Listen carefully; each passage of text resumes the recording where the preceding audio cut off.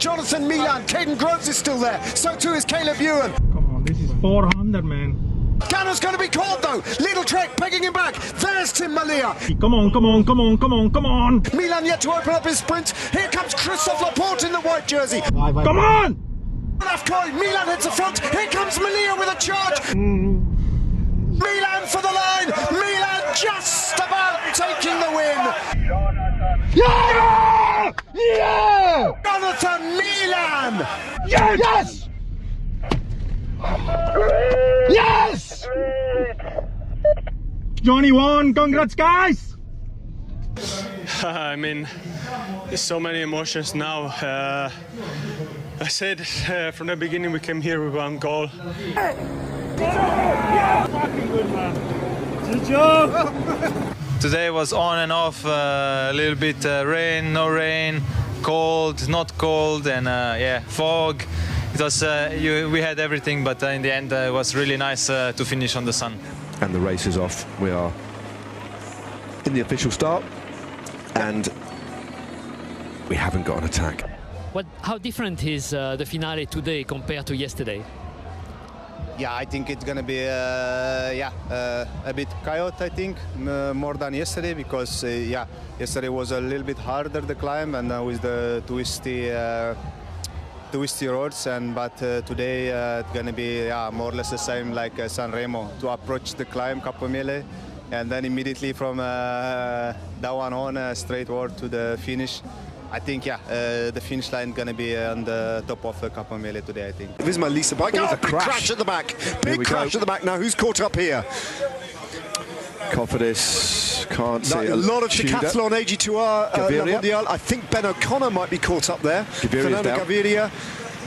Does look like Ben O'Connor, you're right. Ben O'Connor, Gaviria standing up by the side of the road. EF Education, that's Michael Valgren right in the front of the... Is that Romain Bardet as well?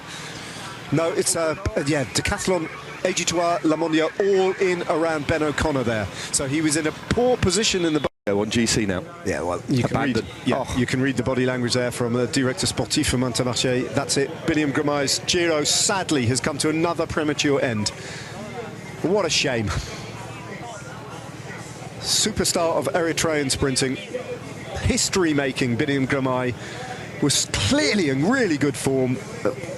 You can't really blame him either. It's just victim of the awful conditions on that descent. Nothing he could do. Swamped. Pogacar tries to sprint for the line. Lund Andersen, Dainese, and here comes Ethan Vernon from Great Britain and Jonathan Milan. Milan finishing fast. Merlier on the other side of the road. Milan with the charge for the line. Girmay and Merlier. Merlier gets there in the end. Wow! Wow! What a sprint! Stage 4 then, from Aquitaine to Andorra, the longest of the 2024 Giro d'Italia to date, at least, with a significant climb in the middle, another opportunity towards the end, potentially for Tadej Pogacar to attack over the Capo Mele. Breakaway went away early, featuring a number of speculative riders, including Filippo Ganna for INEOS Grenadiers, who briefly joined 3 other riders at the front of the race. Built up a lead of around about 1 minute and 23 seconds, with a peloton nervously reacting to the presence of Filippo Ganna before he thought better of his presence in the breakaway, said goodbye to his companions and dropped back to the peloton, much to the relief of Soudal Quick-Step and the other teams chasing. That left 3 riders up front, Lilian Calmejean, Stefan de Bod and Francisco Munoz, making his debut at the Giro d'Italia, the young Spaniard for Polti-Cometa. Lilian Calmejean in pursuit of more King of the Mountains points. Another day in the breakaway for him. The Polti-Cometa rider Munoz, though, taking the maximum number of points at the first bonus sprint. And from behind, Kaden Groves winning the sprint amongst the other contenders for the Maglia Ciclamino for the minor points. In the fog then, at the top of the only categorised climb of the day before the drop down to the coast, Lilian Calmejean added 9 points to his tally, and in terrible conditions and wet roads, the peloton went over the top of the climb with Fabio Jakobsen in difficulties off the back. 3 riders then persisting with a 3 minute and 43 second advantage over the peloton. Lilian Calmejean following the moves of Munoz, all still together. Jonathan Narvaez in difficulty off the back. Number of riders just a little bit distanced in these wet roads. The Intergiro sprint also going the way of Francisco Munoz, ahead of another minor skirmish among some of the other contenders at Altare.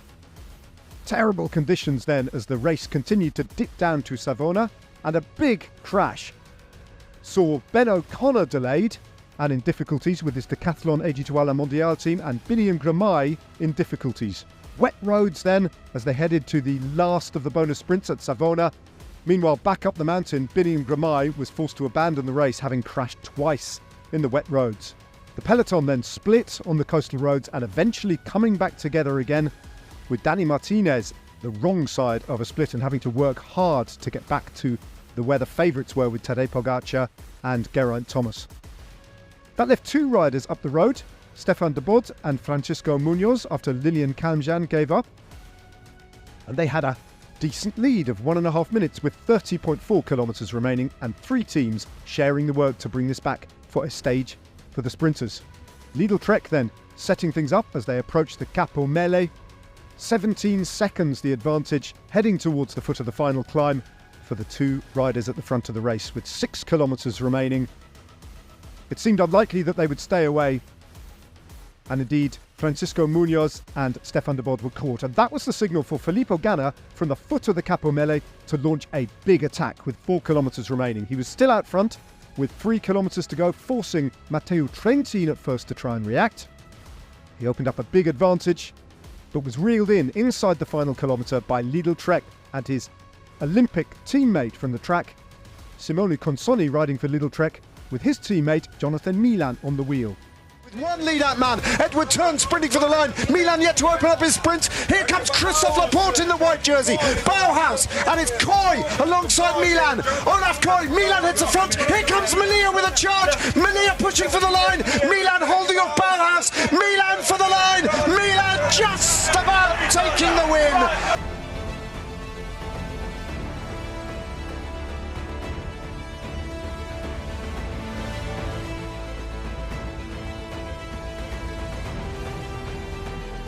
In the Maglia Ciclamino standings, he takes over from Merlier. An event-free day for Tadej Pogacar for a change. Point standings, well, Milan leads from Merlier, as we've seen. And Tadej Pogacar leads the King of the Mountains by 19 points to Lilian Calmejane.